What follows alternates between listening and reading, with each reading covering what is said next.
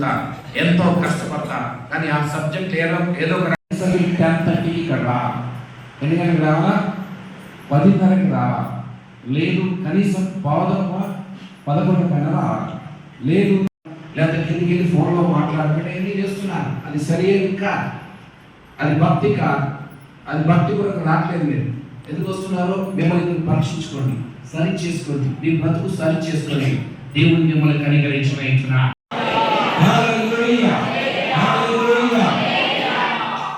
కాబట్టి సేమ్ టైంలో ఇక్కడ మనం చూసాం కదా, ఈ ముగ్గురు కూడా ఎక్కడ ఉంటున్నా సమస్యలు రాలేదంట.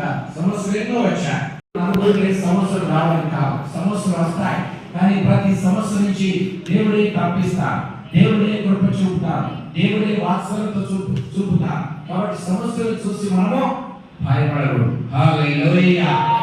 దేవుడే ఉన్నా, కష్టాలు వచ్చాయి, బాధలు వచ్చాయి, కానీ అన్నింటి ఎక్కడున్నారు? నమ్మకంగా ఉన్నా. దేవుని విడిచిపెట్టడం లేదు, దేవుని దూరం కాలేదు, దేవుడితో ఉన్నా, దేవుడికి దగ్గరగా ఉన్నా. ఎన్ని సమస్యలు వచ్చినా, ఎన్ని బాధలు వచ్చినా దేవుడితో ఉన్నా. దేవుడి మాట వినకపోతే ఆయన ఏం చేస్తాడంట? కాబట్టి ఆయన చెప్తున్నాడు. కాబట్టి మీరు జాగ్రత్త పడండి. ఈ యొక్క 2025 సంవత్సరంలో ప్రభు మీ బ్రతుకులో అనేకమైన సహాయం చేశాడు, కనికరించాడు, కృప చూపాడు, దయ చూపాడు. కాబట్టి నాతో ఈ సహోదరుల యొక్క 25 సంవత్సరంలో ఒక మంచి తీర్మానం చేయండి, తీర్మానం ప్రకారం జీవించాలని ఆశ.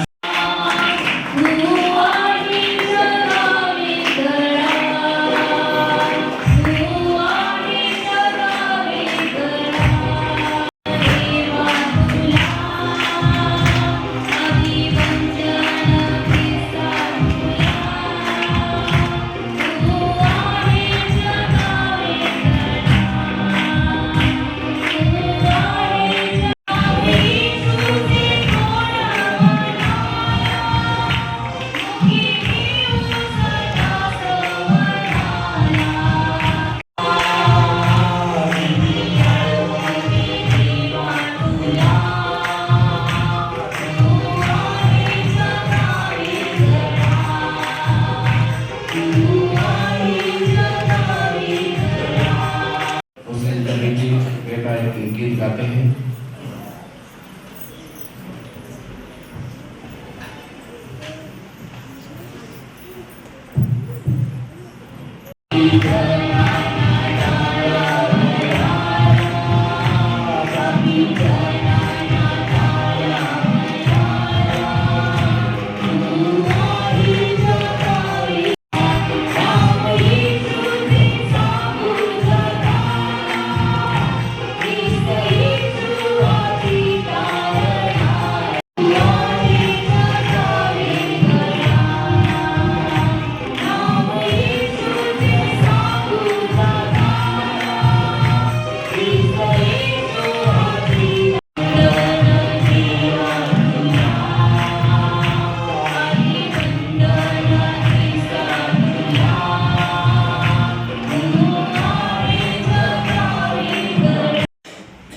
परमेश्वर की उपस्थिति में हम सबको परमेश्वर का वचन होली बाइबल का वचन पढ़ने के लिए, सुनने के लिए ग्रहण।